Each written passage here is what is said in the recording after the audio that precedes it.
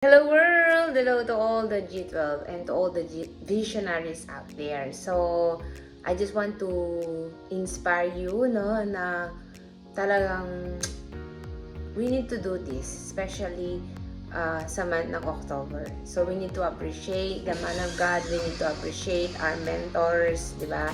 So, isi-share ko lang sa inyo yung mga konting ginawa namin on how we can appreciate our mentor sa church natin sa San Simon.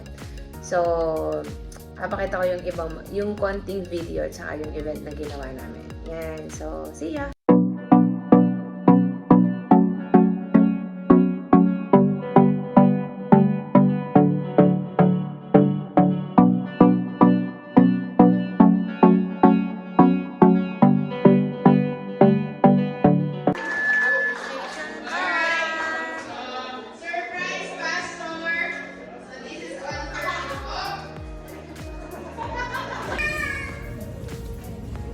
Hello!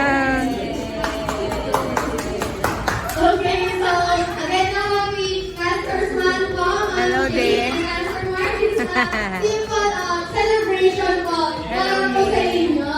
So, happy birthday, happy birthday to you. Continuous po yung kanta natin.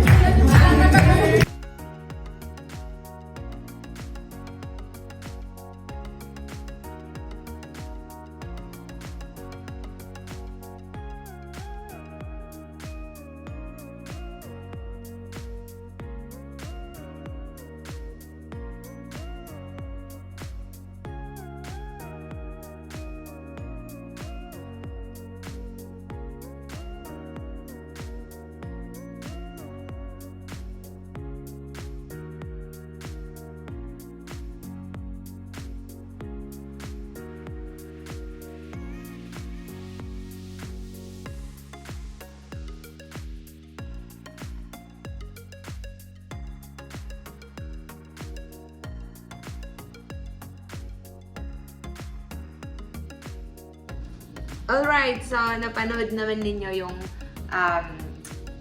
konti na event na ginawa namin para mauna namin si pastors o yung pastor namin sa church natin sa San Simon. And why we need to appreciate them? I think siguro si Lord talaga yung naglagay sa heart natin doon. And these are the things na nakita ko na why we need to appreciate them, which is naging life ko na rin siya ngayon kasi talagang we are so thankful to have a mentor like them, no, na meron tayo.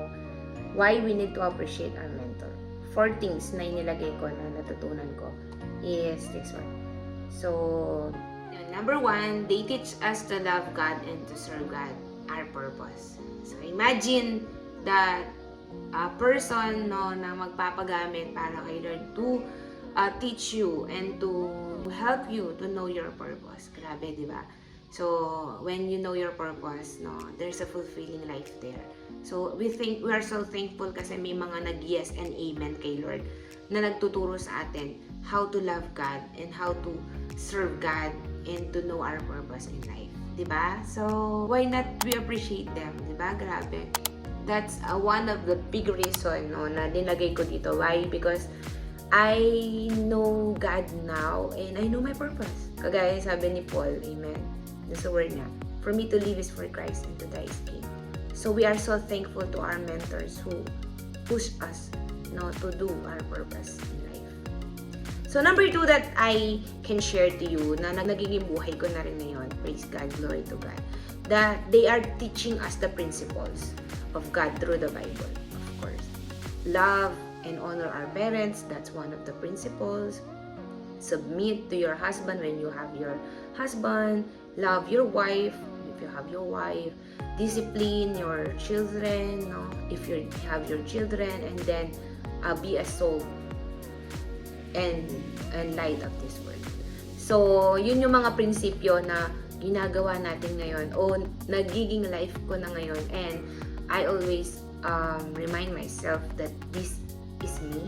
I need to do the principles of God. And my mentor, our mentors in spiritual life is reminding us that we need to do this, to love our parents, to love our wife and husband, to love our children, to love and to share the good news to other people, because that is our life. Number 3 that I can share to you is they rebuke us and correct us to be more equipped for the kingdom of God. So as a mother and as a father and a mother in spiritual life, they rebuke us.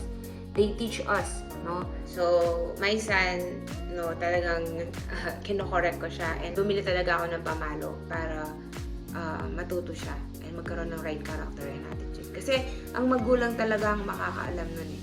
So, in our spiritual life, yung mga inilagay ni Lord, yung gift ni Lord sa atin, yung mga magulang natin sa spiritual, sila yung magtuturo sa atin, magre-rebuke sa atin. So, you need to have a positive mindset na when they correct you, they love you. Diba? So, thank you sa ating mga mentors. Salamat talaga sa pag-review. Kasi wala namang magsasabi sa atin ng mga mali natin, kundi yung mga magulang natin. In physical, also, the biological parents, they also correct us. But, our pastors, sila yung dahil nandun inspired by the Word of God, inspired by the Holy Spirit, yung mga attitude and character natin, talagang natutulungan nila tayo na ma-equip, ma-correct talaga. And then number 4, they help us to be awakened and unleash our potential to lead ourselves in this generation.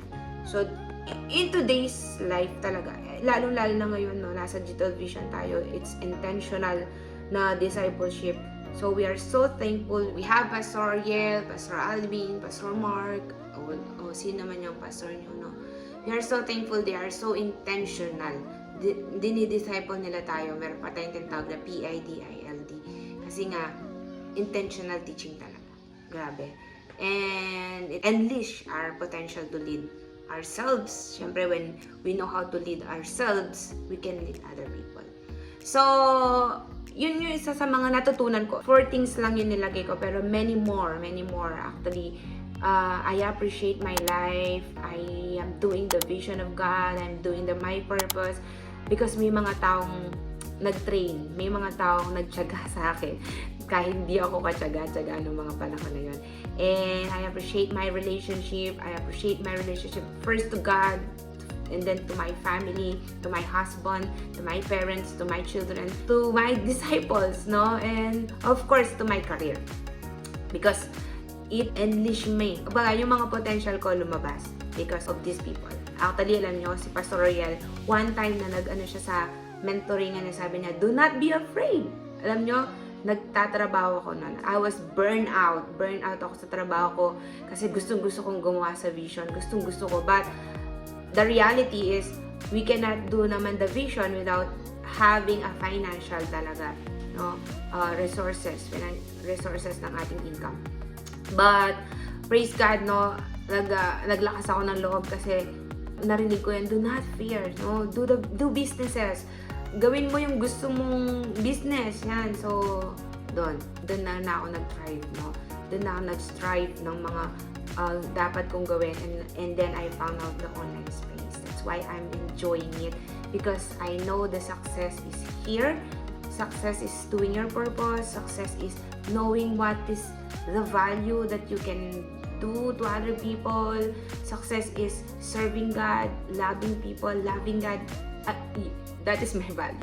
So, this is the month for our mentors. So we are so thankful that we have a mentor, and we need to appreciate them every month, actually, hindi lang ngayong month na to, every day, and honor them. Actually, there's a blessing when you honor the man of God.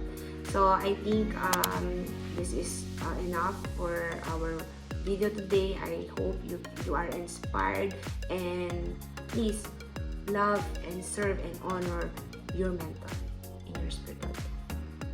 Okay, so next video, I will upload my journey or yung mga glimpse, o yung mga bagay na nakaka-excite dun sa G12 National Conference. So, be updated, and if you want to be updated to that, and I'm so excited to share that kasi that is one of the big event na ayaw kong i-miss sa aking buhay magmula nung nakilala ko si Lord.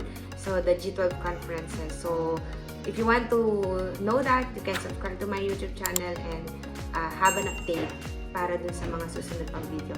See you and God bless!